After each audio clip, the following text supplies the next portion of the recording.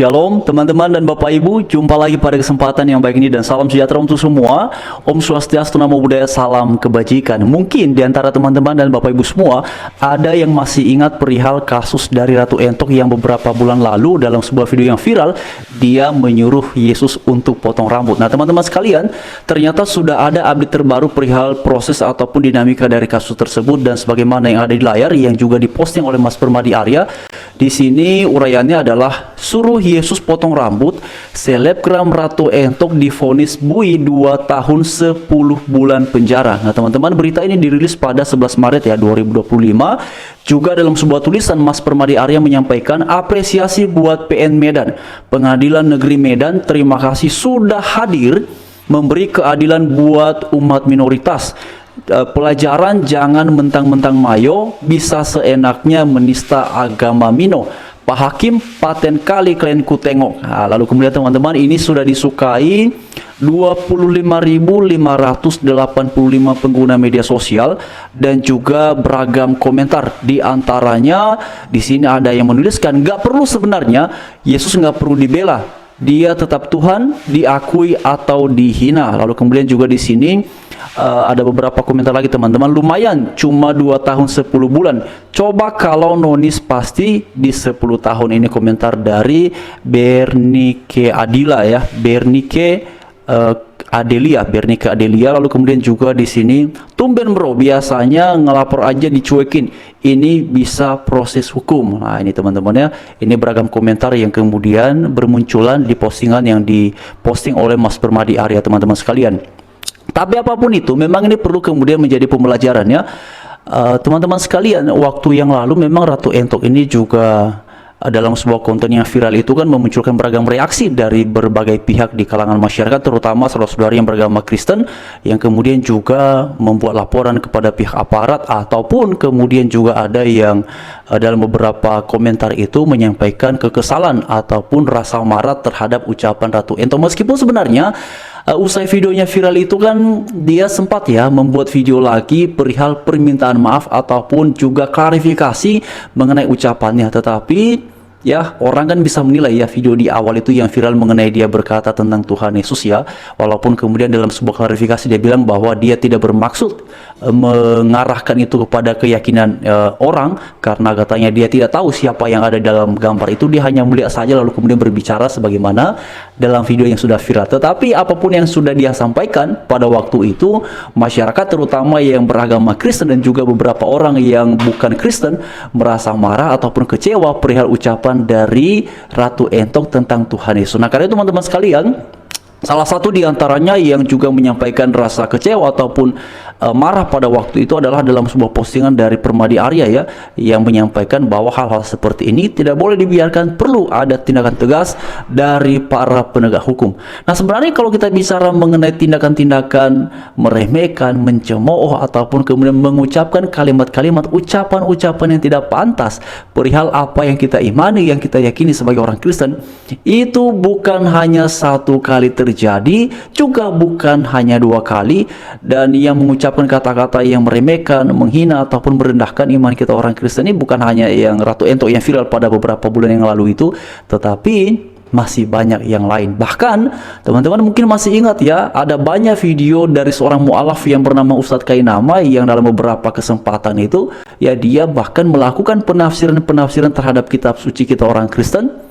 Dan waktu itu pernah ada yang melaporkannya, namun sampai sekarang memang kita tidak mengetahui dinamika dari laporan tersebut, apakah ada proses ataukah seperti apa, belum ada informasinya teman-teman ya. Jadi karenanya saya secara pribadi mengharapkan bahwa ini menjadi pembelajaran bagi semua ya, siapapun ya. Alangkah baik dan indah sebenarnya kalau dalam hal berkeyakinan, dalam hal beragama ini kita lebih cenderung sibuk mengurusi ya, mendalami apa yang kita imani, apa yang kita yakini dalam keyakinan beragama kita sesuai dengan yang diajarkan oleh kitab suci kita masing-masing. Saya pikir itu jauh lebih bermanfaat ya. Saya pikir itu jauh lebih berfaedah daripada kita sibuk ya ngurusin keyakinan beriman, ngurusin keyakinan agama orang lain.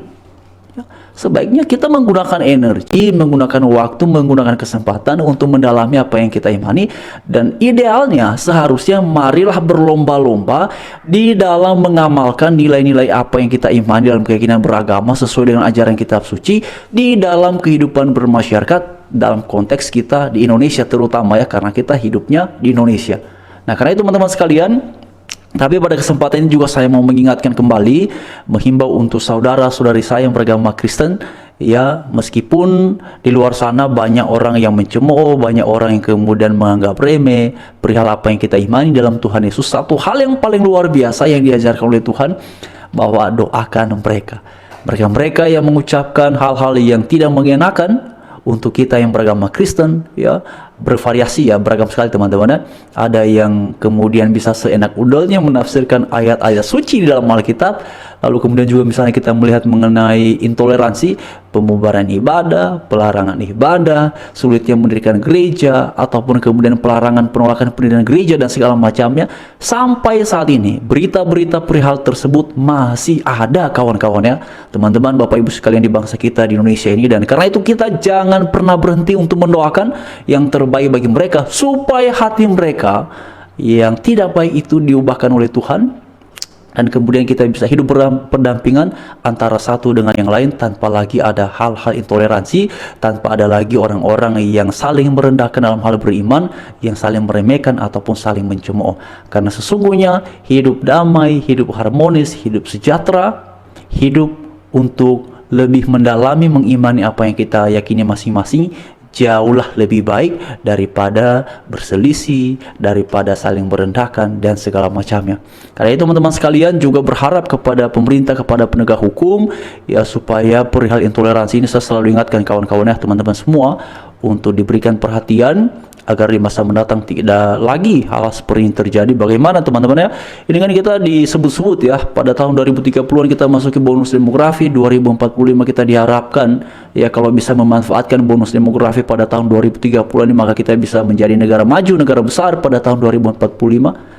Tapi bagaimana itu bisa terwujud kalau ketidakadilan, hal-hal intoleransi, ya, hal-hal mengenai kebebasan berekspresi dalam rangka menggunakan hak sebagai warga negara, terutama dalam konteks kebebasan beragama, masih menjadi pergumulan, masih dialami oleh sebagian warga negara Indonesia. Nah, ini kan sesuatu yang sangat disayangkan sekali ya. Oleh karena itu, teman-teman dan Bapak Ibu sekalian, akhir-akhir ini pun juga kita melihat ya, banyak orang-orang yang meninggalkan iman kepada Tuhan Yesus.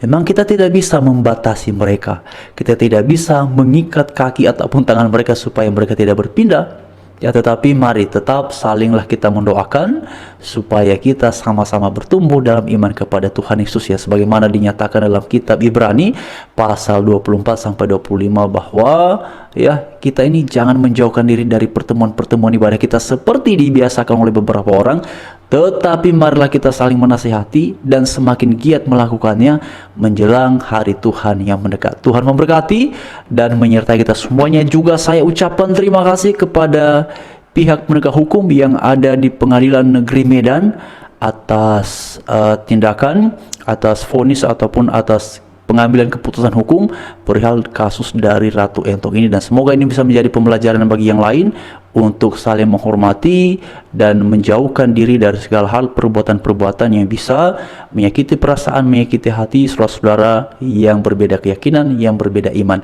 Terima kasih kawan-kawan, silakan sampaikan uraian ataupun responnya di kolom komentar yang tersedia. Salam sejahtera, Tuhan berkati, menyertai kita senantiasa. Amin.